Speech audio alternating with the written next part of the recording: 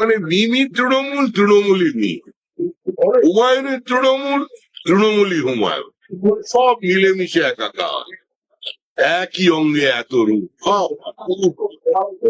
নির্বাচন কমিশনকে আক্রমণ করার কথা বলছে।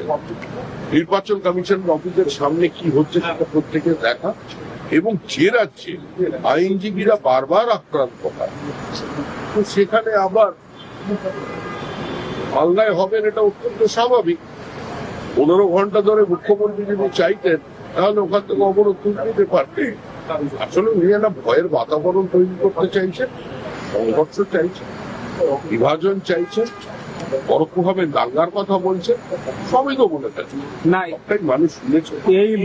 এই মোফাক্কেরুল এ হচ্ছে মিম নেতা, এ গাড়ির মাথায় উঠে দাঁড়িয়ে বিক্ষোভের নেতৃত্ব দিয়েছিল। মোফাক্কেরুল বলে যে অ্যারেস্ট হয়েছে, মোফাক্কেরুল ইসলাম। কি বলছেন? মুম্বাই থেকে এত অঙ্গে এত রূপ, ইমো যা হুমায়ুনও তাই আর গন্ধ তাই, রঙ্গের খেলা হচ্ছে দরজা দিয়ে ক্ষমতা করাচ্ছে। এখানে যা কিছু হচ্ছে সমস্ত তৃণমূল কংগ্রেসের নেতৃত্বে হচ্ছে, তৃণমূল কংগ্রেসের অনুমোদনে হচ্ছে, তৃণমূল কংগ্রেসের অনুপ্রেরণায়। সিআরপিএফ এর গাড়িতে করে বাইরে থেকে টাকা আনা হচ্ছে, গুজরাট থেকে। ওসব গল্প কথা আর মানুষ বিশ্বাস করবে না। মুখ্যমন্ত্রী হেলিকপ্টারে কি নিয়ে যান? উনি কি বারুইপুরের পেয়ারা নিয়ে গিয়েছিলেন? এসব যদি কেউ এখন প্রশ্ন করে, হেলিকপ্টার কি নিয়ে যাচ্ছেন মুখ্যমন্ত্রী? না, আমি যদি বলি মুখ্যমন্ত্রী ওখানে বারুইপুরের পেয়ারা নিয়ে গিয়েছিলেন, মুখ্যমন্ত্রী কি বলবে? বলবেন আমি নিয়ে যাই।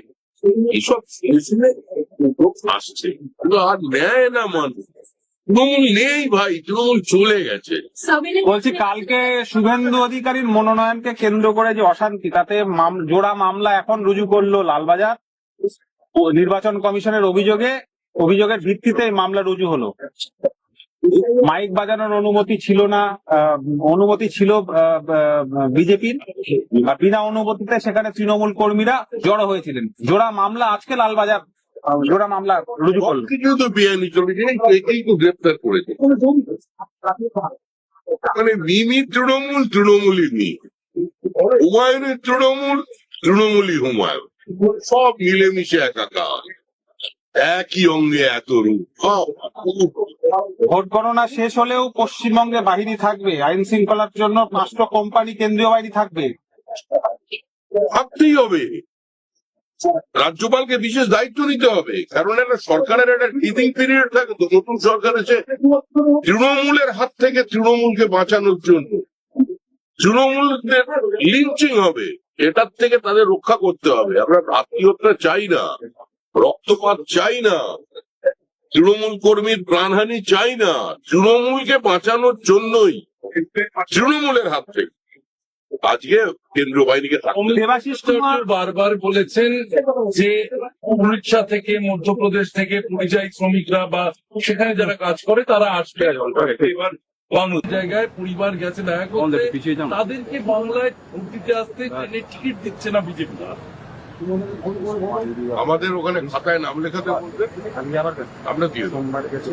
এরকম আপনারা একটু সাংবাদিকরা উদ্যোগ দিন, এরকম পরিবার যদি কেউ থাকে বিজেপির বিরুদ্ধে ভোট দেবেন এখানে এসে, আমরা তাদেরও টিকিট কেটে দেবো। আমাদের স্পেশাল ট্রেন আসছে, আপনাদের মাধ্যমে আমরা নাম্বারও পাঠিয়ে দেবো, সহযোগিতা করবো। আমরা গণতান্ত্রিক ব্যবস্থায় বিশ্বাস করি। আমাদের ভাইরা বাইরে আছেন, তারা হই হই করে আনন্দ করে ভোট দেবে, আর এরা ভোট দিতে পারবে না। এমনি তো তৃণমূল পরিকল্পিত হবে ফর্ম 7-এ পটুয়াদের নাম কেটেছে, রাজবংশীদের নাম কেটেছে, হিন্দু বাস্তুদের নাম কেটেছে, বিজেপির যে বুথের লিড আছে সেই সমস্ত বুথের নাম কাটছে। তারপরে আবার কোর্টে গিয়ে আরো প্রক্রিয়াটাকে জটিল করে দিয়েছে। দুর্ভাগ্যের বিষয়, পশ্চিমবঙ্গের মতো একটা রাজ্যে রবীন্দ্র নজরুল সন্ধ্যায়, যেখানে মানুষের সংস্কৃতি, সেখানে বলছে সুপ্রিম কোর্ট যে এত বড় সাম্প্রদায়িক বিভাজনের আমি রাজ্য তারা কোনদিন দেখেননি।